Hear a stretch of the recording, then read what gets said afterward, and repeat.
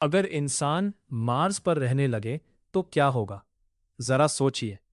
आज रात आप अर्थ पर सोए, लेकिन कल सुबह जब आपकी आंख खुले तो खिड़की के बाहर नीला आसमान नहीं, बल्कि लाल रंग की एक अजीब दुनिया दिखाई दे, मार्स।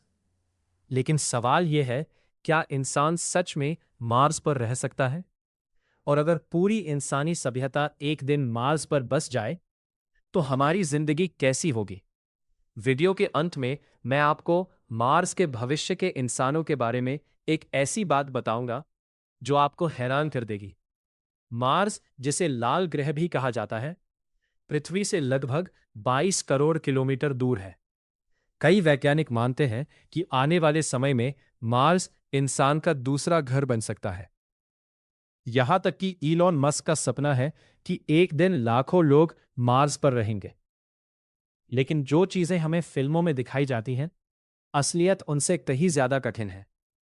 सबसे पहली समस्या होगी सांस लेना। मार्स के वातावरण में ऑक्सीजन लगभग नहीं है। अगर कोई इंसान बिना स्पेस सूट के बाहर निकल जाए, तो कुछ ही सेकंड में उसकी जान जा सकती है। और सिर्फ ऑक्सीजन की कमी ही समस्या नहीं है। मार्स का औसत तापमान लगभग -60 डिग्री सेल्सियस रहता है। यानी वहां इतनी ठंड होती है कि इंसान का जिंदा रहना बेहद मुश्किल हो जाए। लेकिन अब आती है सबसे दिलचस्प बात। मार्स की गुरुत्वाकर्षण शक्ति पृथ्वी की तुलना में सिर्फ 38% है। मतलब, अगर अर्थ पर आपका वजन 60 किलो है, तो मार्स पर आपको ऐसा महसूस होगा जैसे आपका वजन सिर्फ 23 किलो हो। आप पहले से कहीं ऊंची छलांग लगा पाएंगे, भारी चीजें आसानी से उठा पाएंगे। सुनने में यह किसी सुपर पावर जैसा लगता है, लेकिन इसकी एक बड़ी कीमत भी है। कम गुरुत्वाकर्षण की वजह से धीरे धीरे आपकी हड्डियां और मांसपेशियां कमजोर होने लगेंगी। प्रसिद्ध वैज्ञानिक कार्ल सेगन ने कहा था, somewhere something incredible is waiting to be known. यानी कहीं ना कहीं कुछ अद्भुत हमारी खोज का इंतजार कर रहा है। और शायद मार्स वही जगह हो सकता है, क्योंकि वैज्ञानिकों का मानना है कि अरबों साल पहले मार्स पर पानी मौजूद था, और जहां पानी होता है वहां जीवन की संभावना भी हो सकती है। लेकिन अब सुनिए सब से चौंकाने वाली बात। अगर भविष्य में मार्स पर इंसानों की कई पीढ़ियां पैदा होने लगे, तो हो सकता है कि हजारों साल बाद उनके शरीर पृथ्वी के इंसानों से अलग विकसित होने लगे।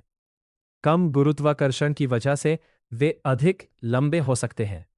उनकी हड्डियों की बनावट अलग हो सकती है।